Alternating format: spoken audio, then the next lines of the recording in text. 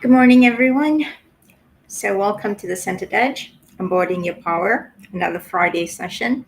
I'm Dr. Manju Appathurai, psychologist, CEO, and clarity strategist for those who lead from the Centered Edge, calming chaos and fears and truth. Now, this isn't a podcast for surface fixes, it's for the ones who feel too much, lead too hard, and are done abandoning themselves for the sake of the performance. Here we unlearn the noise, we rewire the script, and we choose alignment over appearance. This is not therapy. This is not professional advice. Listening does not create a client relationship. What it is a space for insight, for embodied leadership, for those who are ready to lead without losing themselves. So let's begin. Now, I was speaking with a CEO last week. Brilliant woman, absolutely brilliant. She has built a successful business from the ground up. And she said something that kind of stopped me cold. She said, Dr. Manju, I feel like I'm running a company full of actors and I'm the lead performer. Now, this isn't about incompetence. This isn't about lack of vision or strategy. This is about something far more insidious that's happening in boardrooms across the globe right now. See, here's what the research is telling us in 2025, and this is going to challenge everything you think you know about leadership authenticity. Only 50% of workers say their managers create psychological safety on their teams. And here's the kicker: 63% of workers don't feel safe sharing their opinion. So here's what's really happening at the C suite level that nobody's talking about. You're not just managing people anymore, you're managing a culture of permission. And the permission starts with you. Now, as usual, let's go a little bit into the neuroscience breakthrough on why emotional variability always trumps composure. Let me share something that's going to flip your understanding of executive presence upside down. Now, the latest neuroscience research is showing us something revolutionary. Neuroscience suggests that humans connect more deeply not through constant composure, but through emotional variability. Research on emotional contrast shows that people remember and respond best to leaders who show authentic highs and lows, not just steady state composure. Think about that for a moment. We've been training leaders to be emotionally flatlined, steady, composed, unflappable. But our brains are wired to connect with contrast, with humanity, with the full spectrum of what it means to be human.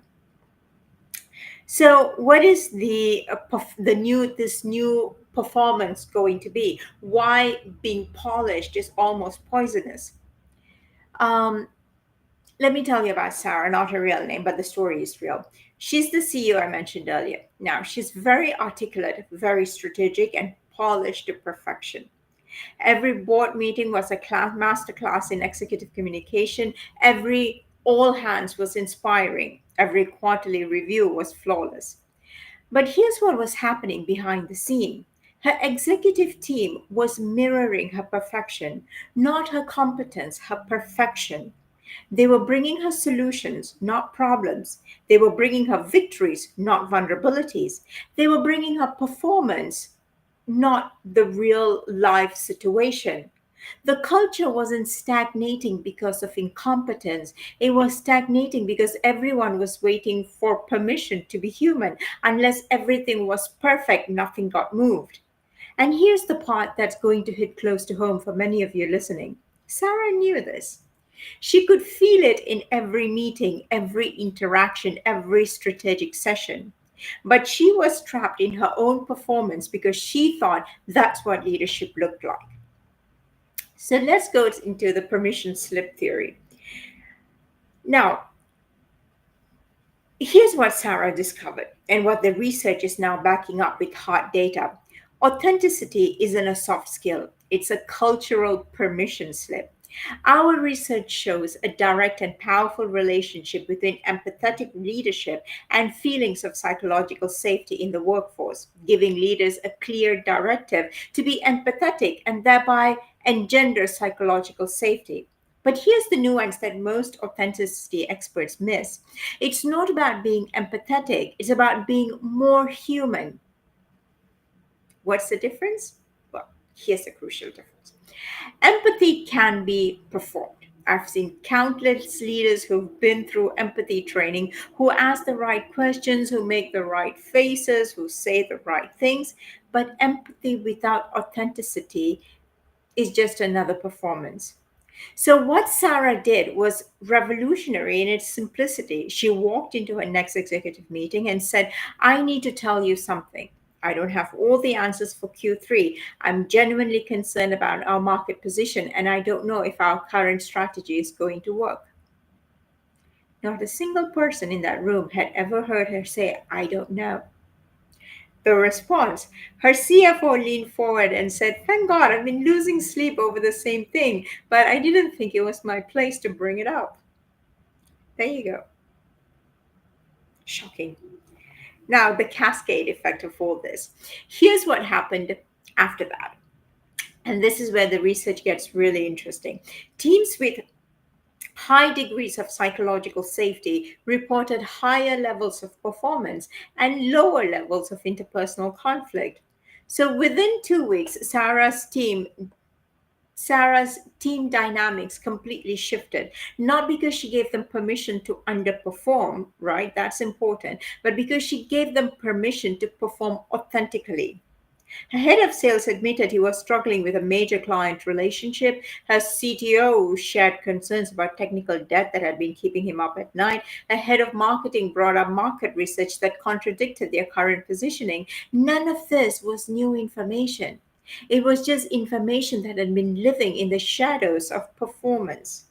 Now, let's look at the vulnerability paradox that we covered last week. Now, I know what some of you are thinking. Hey, Dr. Manju, this sounds like leadership therapy. I don't have time for feelings in my board meeting. Okay. Let me be clear. This isn't about feelings. This is about performance. This is about results. This is about the bottom line. Embracing vulnerability is, in fact, indicative of emotional intelligence. Being yourself, authentic, honest, trustworthy, and relatable, all great traits for an employee. But here's the paradox that high performers struggle with. The very traits that got you to the C suite, control, certainty, confidence, can become the ceiling that prevents you from leading at the highest level. Now, let's look at what I call the modern leadership trinity. It's growth, safety, and accountability. The Neuro Leadership Institute's latest research explores three elements of modern leadership, which is growth mindset and psychological safety, and also accountability. Now, this isn't theoretical. This is based on extensive research with organizations that are actually moving the needle. But here's what they found that's crucial for your level. You can't have accountability without psychological safety. And you can't have psychological safety without authentic leadership. And you can't have authentic leadership without vulnerability. It's not a linear progression, it's a system. And if one element is performing, the whole system suffers. So let's look at the authenticity framework. So here's where we get practical, because I know you're sitting there thinking, this is great, Dr. Manju, but how do I actually do this without destroying my credibility? Here's a framework Sarah used, and now I use with every C-suite client. Step one, the uncertainty audit. Every week, write down three things you are genuinely uncertain about regarding your business. Not problems you're solving, but questions you are genuinely grappling with. This isn't about admitting weakness, it's about modeling intellectual humility. Now, step two, the human moment.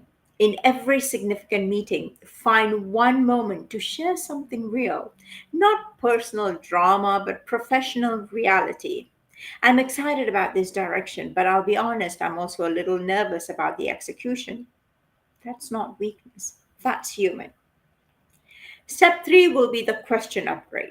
Instead of what are we going to do about this, try what do you think we should do about this? Instead of here's what we need to do, try here's what I'm thinking, but I want to hear your perspective first. Step four, the permission statement. Explicitly tell your team that what you need from them. I need you to bring me problems, not just solution. I need you to disagree with me when you think I'm wrong. I need you to tell me what you're really thinking, not what you think you want me to hear. Now, why does this create a bond in terms of the neuroscience of connection? Now, integrating neuroscience strategies in the creation of leadership development programs can significantly increase the effectiveness. Neuroscience offers insight in how the brain processes information, learns, and adapts. So, here's what's happening in your team's brain when you show up authentically. They mirror the mirror neurons will fire, the oxytocin increases, the threat response decreases, and cognitive flexibility improves.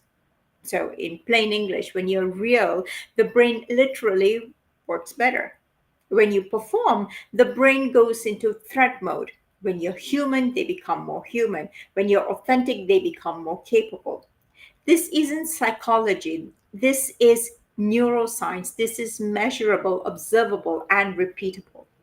Now, we often fall into the high performance trap. So that's the challenge for leaders at your level. Success often creates its own prison. The more successful you become, the more people expect you to have all the answers. The more visible you become, the more pressure you feel to be perfect. The more responsibility you carry, the more isolated you become. But here's what I've learned working with many, many C suite executives: the leaders who scale successfully aren't the ones who maintain their mask, they are the ones who evolve beyond them. So let's look at this cultural permission we talked about. Let's look at the cultural permission's cascading effect. When Sarah started showing up authentically, something remarkable, as I told you, happened. It wasn't just an executive team change, the entire organizational structure shifted. Middle managers started admitting when they didn't know something. Individual contributors started bringing up concerns earlier. Innovation increased, retention improved, performance metrics across the board started moving in the right direction. Why? Because authenticity cascades. Permission flows downward. When the person at the top says it's okay to be human, everyone also gets to be human. So the authenticity paradox is resolved, which is strength through vulnerability. The strongest leaders aren't the ones who never show weakness. They're the ones who are strong enough to be vulnerable. They're the ones who are confident enough to admit uncertainty. They're the ones who are secure enough to ask for help. Leaders who apologize for not creating psychologically safe environments display openness and vulnerability, qualities that invite greater corrections through authentic leadership. Now, the implementation challenge. Let's see how we can do this over the next 30 days.